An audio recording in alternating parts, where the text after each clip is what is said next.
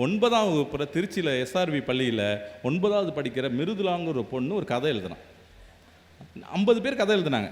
அந்த கதையோட முதல் வரி, முதல் வார்த்தை, இது சாதாரண கதை இல்லைடா, முக்கியமான கதைன்னு எனக்கு காணுச்சு. அப்படி என்ன கதை, அப்படி என்ன வார்த்தை? அந்த பொண்ணு ஆரம்பிக்கிறா, வயதான சிங்கம் ஒன்று காட்டில் வாழ்ந்ததுன்னு. வழக்கமாக பசங்க கதை எழுதும் போது ஒரு பெரிய காடு, அதில் ஒரு வயதான யானை இருந்ததுன்னா எழுதுவாங்க. ஆனால் அவள் எழுதுறா, வயதான யானை ஒன்று அந்த காட்டில் வாழ்ந்தது.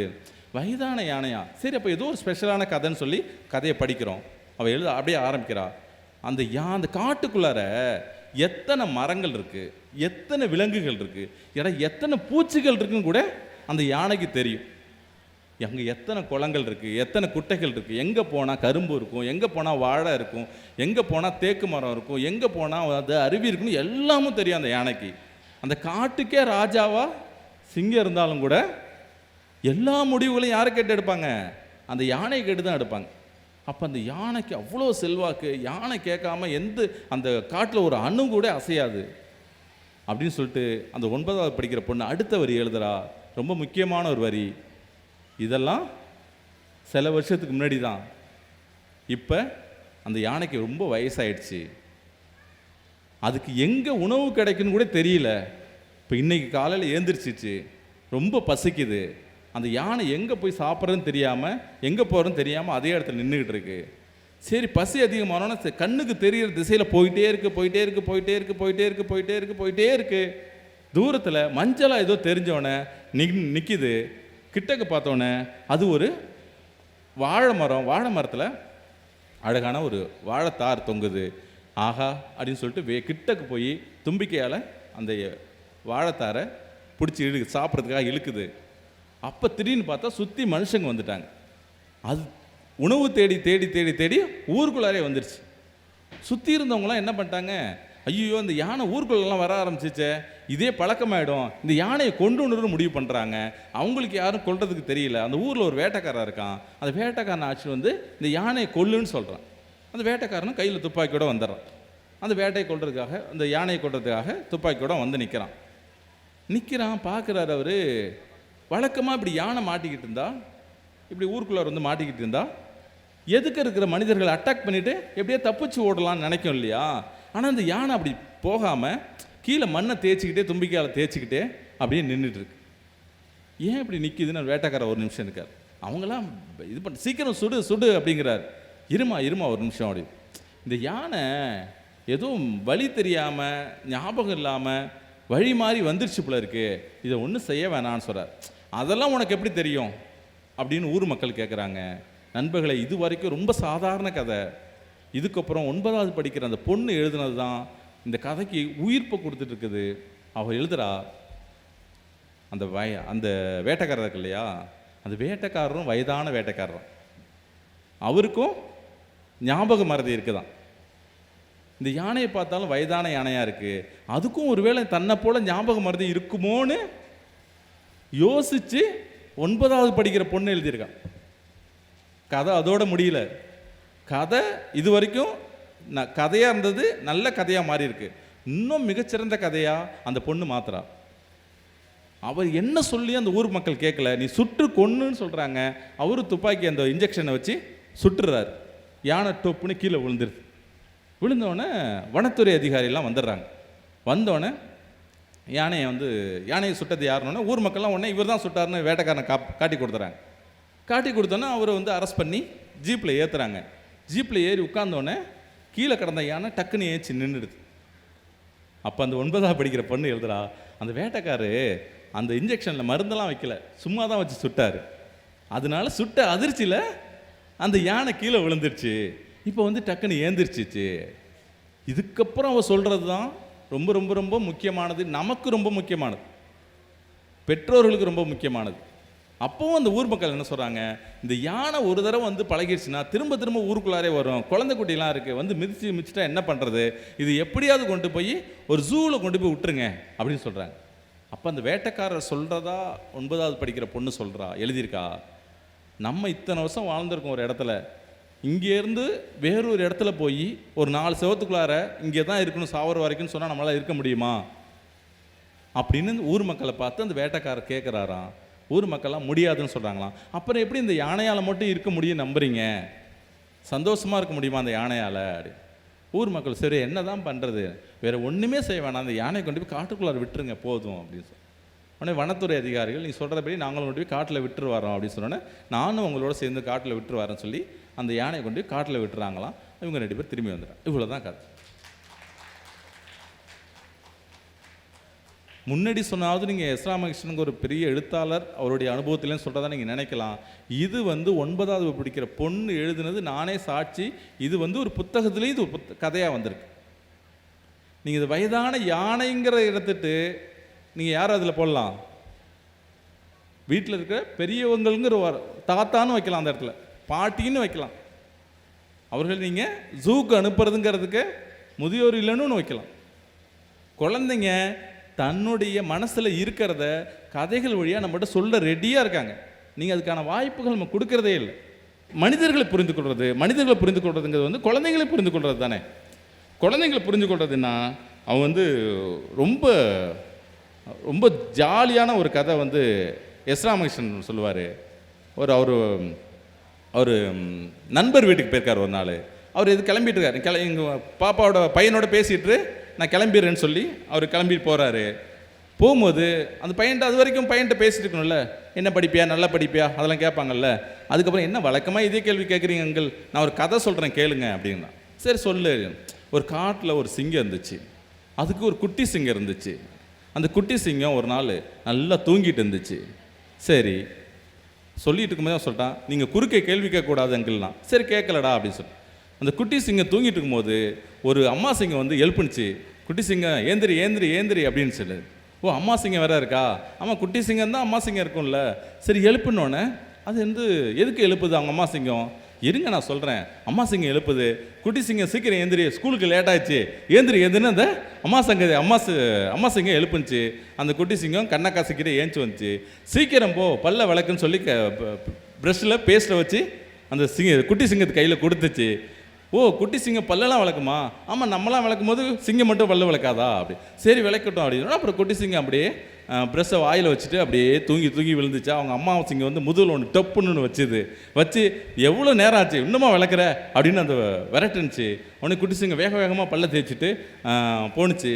இன்னும் பல்ல தேய்ச்சிட்டு இன்னும் குளிக்கலையா, போய் குளி அப்படின்னு சொல்கிறேன். நான் குளிச்சுட்டு அவசரமாக குளிச்சுட்டு வரும்போது யூனிஃபார்ம் போட போணுச்சு. ஓ சிங்கத்துக்குலாம் யூனிஃபார்ம் உண்டா?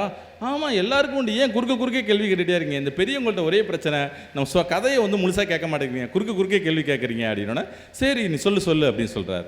அப்போ என்னதுன்னு குட்டி சிங்கம் அவசரமாக யூனிஃபார்மாக அவங்க அம்மா மாட்டும் போது, அம்மா ஒரு நிமிஷம் அப்படின்னுச்சான். என்ன அப்படின்னு, எனக்கு 2 பாத்ரூம் வருது அப்படின்னு சொன்னிச்சான். யூனிஃபார்ம் போடும்போது தான் உனக்கு வரும் இதெல்லாம், போ சீக்கிரம் அப்படின்னு சொல்லி என்னன்னா அந்த குட்டி சிங்கம் டாய்லெட்டில் போய் உட்காந்துச்சான். உட்காந்து கொஞ்ச நேரம் தான் ஆச்சு அங்கிள். அதுக்குள்ளார அம்மா சிங்கம் சீக்கிரம் ஆச்சா, ஏன் வான்னு கதவை தட்டிட்டு ஸ்கூல் வேணும் வரப்போகுதுன்னு அம்மா சிங்கம் தட்டிகிட்டே இருந்துச்சான்.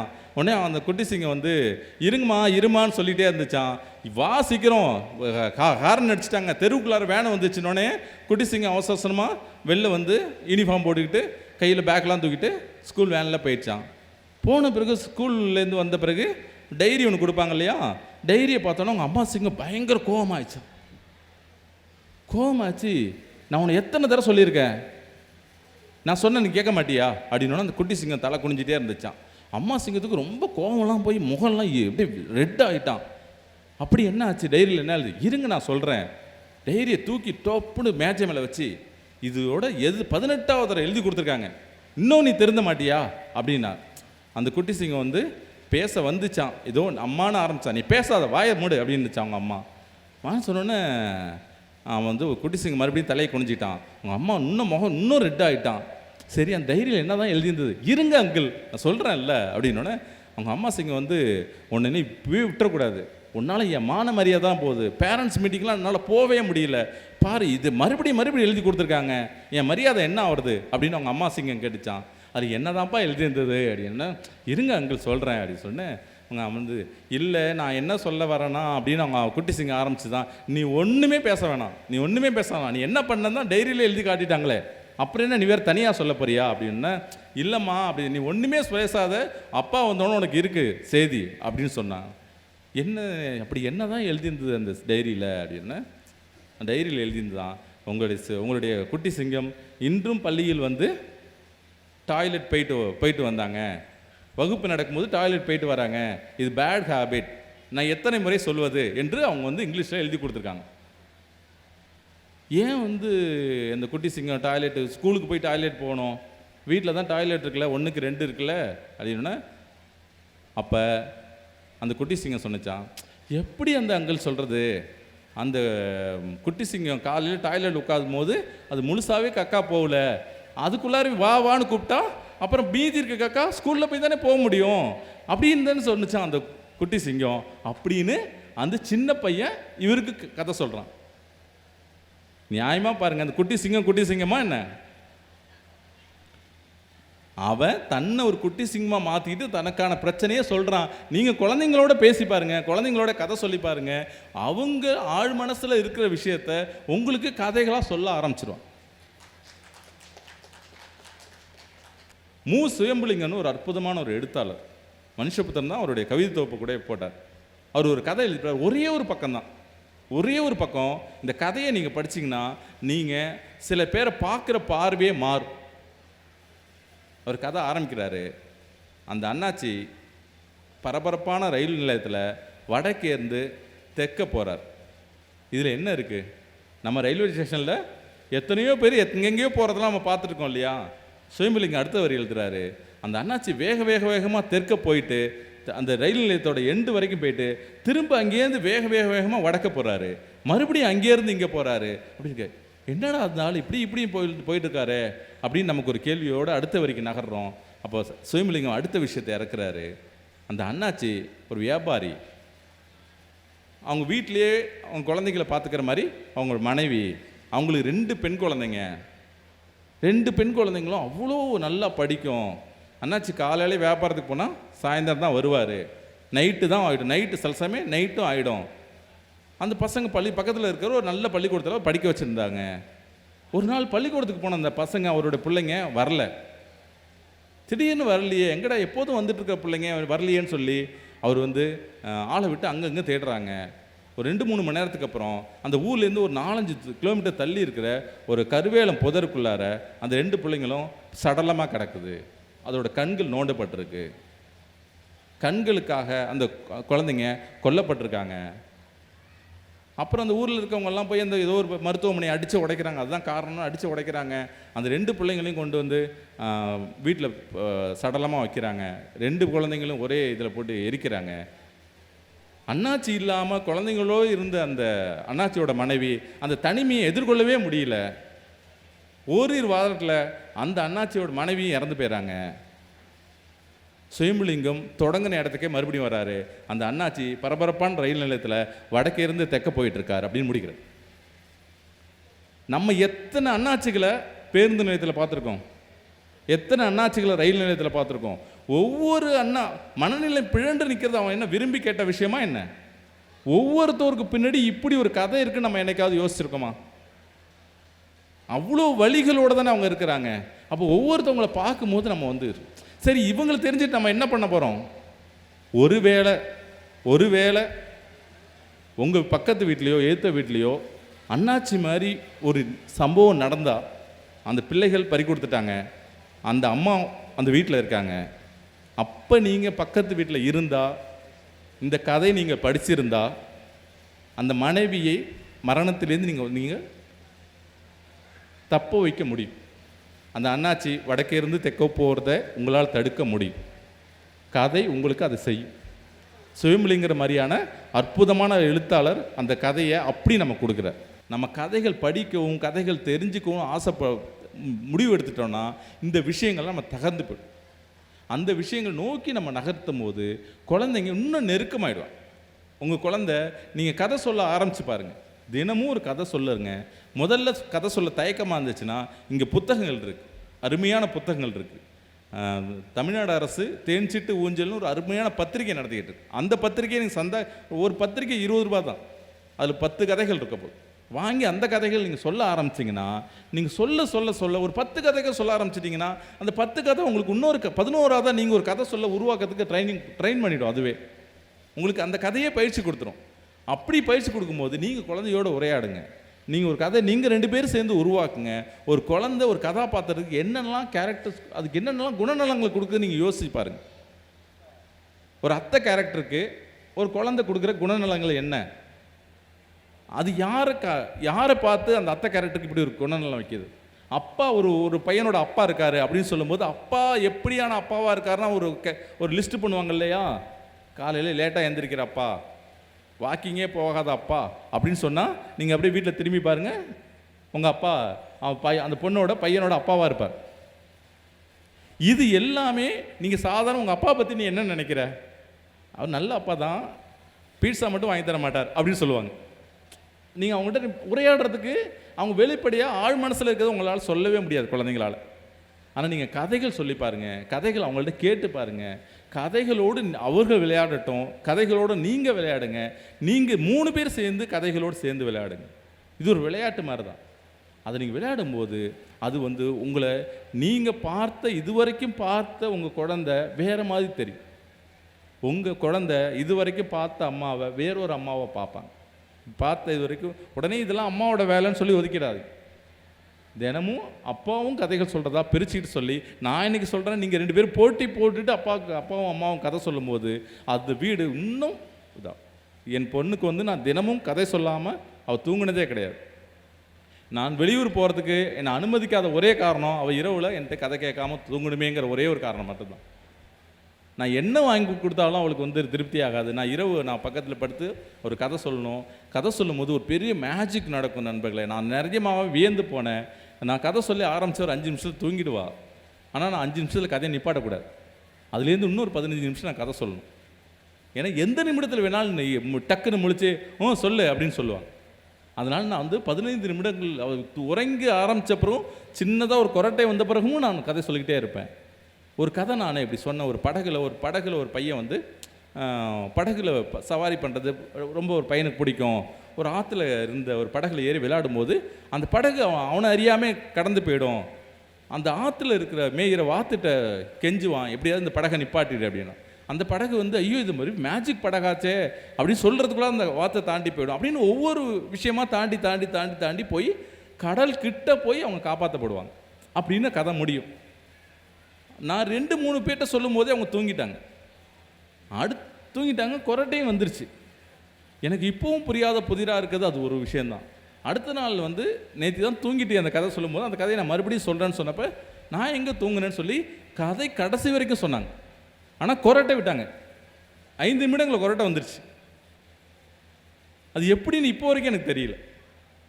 கதை அவங்களுக்குள்ளார ஒன்றும் இல்லை. நம்ம தூங்கும் போது எவ்வளோ கெட்ட கனவுகள் வருது. உங்கள் குழந்தைங்களோட தூக்கத்தில், உங்கள் குழந்தைங்களோட கனவில் எவ்வளோ நல்ல விஷயங்கள் வரணும். ஒரு தேவதையான ஒரு விஷயம் வர்றது, ஒரு நல்ல விஷயங்கள் வரணும் அப்படின்னா நீங்கள் கதைகளை தவிர உங்களுக்கு வேற்று எந்த மாற்றமே அவங்களுக்கு கிடையாது. அப்படி நிறைய கதைகள் இங்கே இருக்குது. மதுரையிலும் சரவணன் மாதிரி, அமுதா செல்வி மாதிரி, இவங்க பிரீத்தி கடை வச்சுருக்காங்க, புத்தக கடை. இது மாதிரி நிறைய பேர் இருக்காங்க. நிறைய பேர் கதை சொல்லிகளும் கதை எழுத்தாளர்களும் இங்கே இருக்காங்க. அவருடைய கதைகள் இருக்குது. அவங்களோட நீங்கள் உரையாடலாம். அதன் மூலியமாக நிறைய விஷயங்களை நம்ம குழந்தைகளுக்கு கொடுக்க முடியும். உங்களுக்கும் குழந்தைக்கும் இருக்கிற ஒரே ஒரு பாலம், நீங்கள் அவங்க அம்மாங்கிற பாலம் இல்லை, அப்பாங்கிற பாலம் இல்லை. அதை விட வலுவான பாலம் நீங்கள் ஒரு கதை சொல்லிங்கிறதான் பாலம் தான். உங்கள் அம்மாங்கிற உறவையே இன்னும் பலப்படுத்தும், அப்பாங்கிற உறவையே இன்னும் பலப்படுத்தும். இது நான் கண்கூடாக நான் பார்த்தது. அப்படி நாம் என்னவெல்லாம் பார்க்குறோமோ அது எல்லாவற்றையும் நம்ம செய்யணும். இறுதியாக எஸ்ரா மிஷனுடைய சின்ன சிறு கதையை சொல்லி நான் என்னுடைய உரையை முடிக்கிறேன். தாவரங்களின் உரையாடல்ங்கிற அந்த புத்தகத்தில் நான் அந்த கதையை பல வருஷத்துக்கு முன்னாடி படிச்சிருக்கேன். நான் பல இடங்களில் சொல்லியிருக்கேன். எங்கே அந்த புத்தகத்தில் எந்த கதை இருக்குன்னு எனக்கு தெரியல. இன்றைக்கி நான் புத்தகங்காட்சிக்கு வந்தது, நான் அந்த கதையை கண்டுபிடிச்சிட்டேன். ஒரு சின்ன பொண்ணு நிவேதான ஒரு 3 வயசு பொண்ணு, சின்ன பொண்ணு இருப்பா. அவங்க அப்பா அம்மாவும் வேலைக்கு போயிடுவாங்க. ஒரு சின்ன மாடி இருக்கிற மாதிரி அவங்க வீடு. ஒரு பாட்டி இருப்பாங்க. அந்த நிவேதாவோட பெரிய பொழுதுபோக்கு என்னென்னா, இந்த பாட்டிக்கு தெரியாமல் மாடிக்கு போய் அங்கே இருக்கிற புத்தகங்களோட உட்காந்துக்கிறது. ஒரு புத்தகத்தை பிரிப்பா, அந்த புத்தகத்தில் இருக்கிற யானை வெளில வந்துடும். இன்னொரு புத்தகத்தை பிரிப்பா, அதில் இருக்க தாமரை பூக்கள், ரோஜா பூக்கள்லாம் வெளில வந்துடும். இன்னொரு புத்தகத்தை பிரிப்பா, நரியெல்லாம் வெளில வந்துடும். அதோட நாள் முழுக்க விளையாடுவா. அவங்க பாட்டி கீழே தேடிட்டே இருப்பாங்க, நிவி எங்கே இருக்க எங்கே இருக்குன்னு கேட்டுகிட்டே இருப்பாங்க.